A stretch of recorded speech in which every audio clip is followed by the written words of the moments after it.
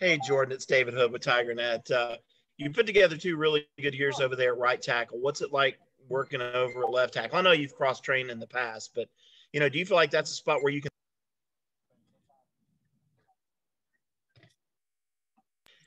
– do you feel like that's a spot where you can thrive at left tackle?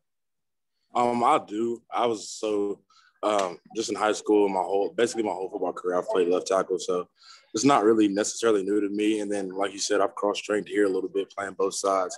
So, I honestly feel like anywhere they put me on the offensive line, I thrive, honestly. Was it your suggestion, or did Coach Caldwell, Coach Sweeney come to you to say, hey, let's try you over there on the left, or was it part of cross-training? It was more so just one day right before practice, Coach Caldwell was like, "Did you go to left there? Are you going to left today?" And I've been there ever since. So just kind of Coach Caldwell just playing with it, seeing who looks good where, and who has the best opportunity to thrive at each position. Hey, Jordan, about how long have you been working at left tackle now? I think this is maybe my 3rd or 4th practice at left tackle, maybe. I can't remember exactly. It's either 3rd or 4th. I can't remember the exact number at left. Hey, Jordan, it's Trevor Gross from CUTigers.com. Do you feel like the starters on the offensive line last season that y'all maybe got worn out a little bit towards the end, maybe around the time of that Notre Dame game? Y'all were playing a lot of snaps, more so than in the past. I don't want to make excuse or anything, but I think that may have played a little bit factor in it. But we just kind of got away from our old self, honestly, just technique things and just being overall nasty. But I do think playing a lot of snaps early in the season kind of, it just wears on your body. And I think by the time late in the season, guys are just, a little banged up and just nicks and bruises and kind of started to wear on us. So I definitely think that played a little bit of a factor. Jordan, how would you evaluate where the offensive line is right now this spring as opposed to last spring, just as a whole, as a unit? As a unit, I think we're so much better. Last year, as everyone knows, we didn't have much depth. We had a ton of young guys, and now those guys are growing up. Just seeing different guys every day. Like, for instance, Marcus Tay has only had 3 or 4 practices, but he's been looking very good early, which is really good. And just across the offensive line, we have so much more depth compared to last year. And guys that can just go in and play with the first group and win games. So I'm super excited about that. And just as opposed to last year, so much night and day where the young guys are from last year. Jordan, do you think Matt Bockhorst sort of, not being in live situations has been a blessing in that it's allowed some of the backup guys like Paul and others to get up and get some meaningful reps? Yeah, I think, Matt being out has been low-key or kind of a blessing.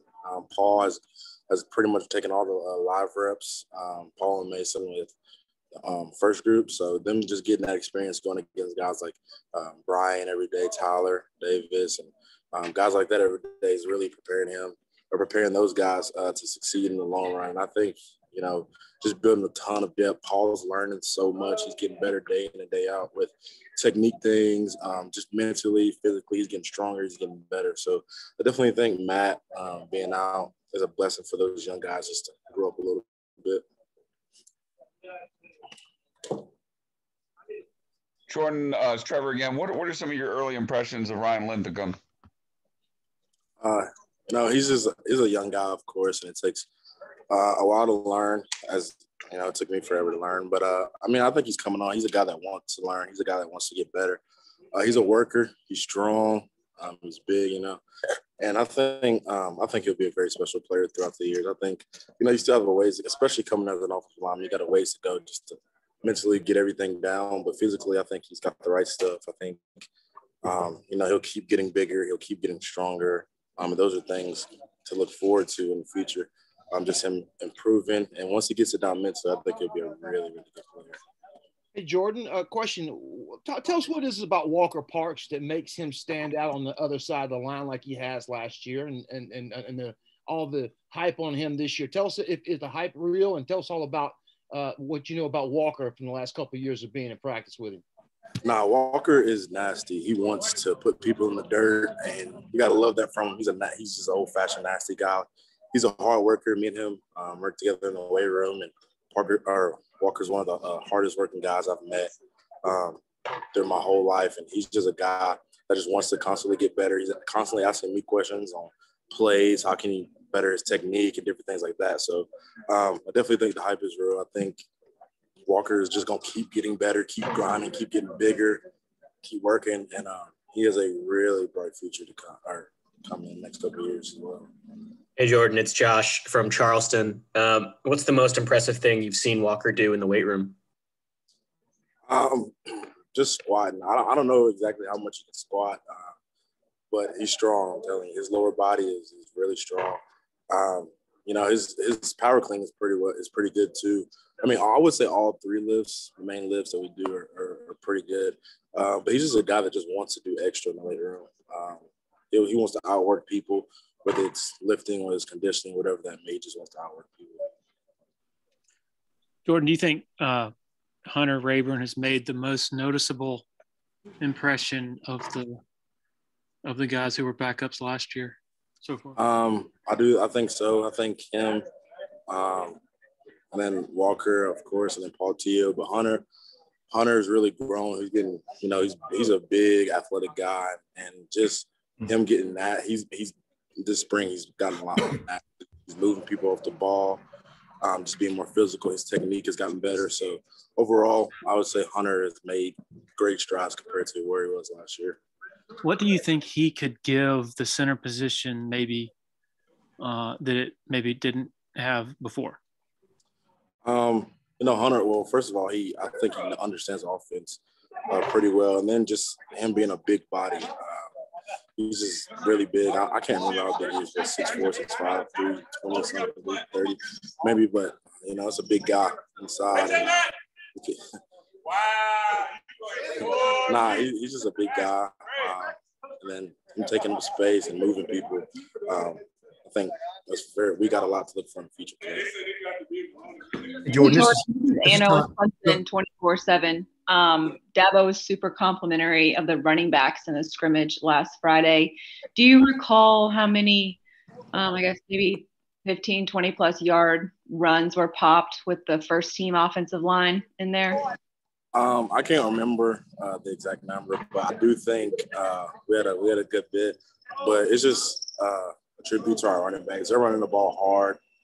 As we know, there's a lot of competition in that room. But each one of those guys, every time they touch the ball, they're making the most of their opportunities.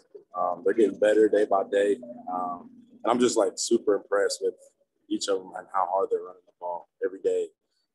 They're just coming to work every single day and getting better. Hey, Jordan, this is Todd Shaughnessy in Spartanburg. I wanted to ask you about Mason and what you've seen in his progression from last year to now. You know, going to high school with Mason, he's always been a worker. He's always been a grinder. But I think, you know, Mason really understands what we're doing. He's technically sound. His technique is really good. It's getting so much better as well. It's improving every day. But I think Mason's just one of those guys. He's not very big.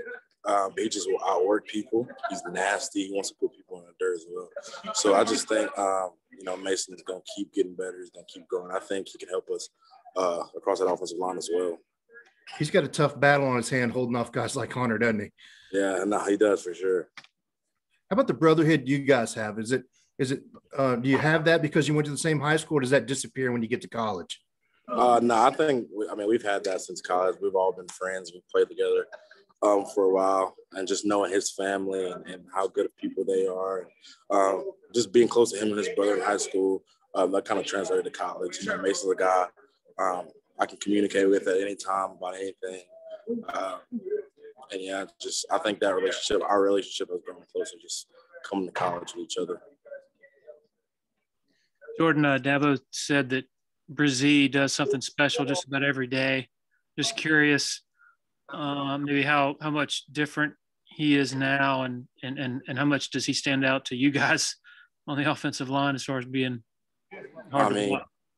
You know, I hate, you know, that I have to block him every day, but, I love him being on my team. But just as last year, y'all saw him come out and dominate each and every week. And, he's just continuing to get better. He's getting bigger. But Brian's also one of those guys who will just outwork people. He's so quick. So he got a quick twitch getting off the ball. Just shooting gaps and things like that, pass rushing. He's a guy that just constantly making plays each and every day. I hate it at the moment, but that's what you love to see, especially from a guy like that. He's supposed to have a big impact each and every year, a young guy.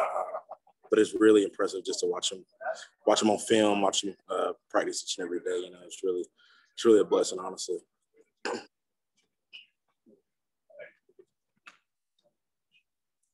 Anybody have anything else for Jordan? Jordan, is there anything for you in particular when you look back at last year that you say, okay, I need to improve with this, or I need to improve with that?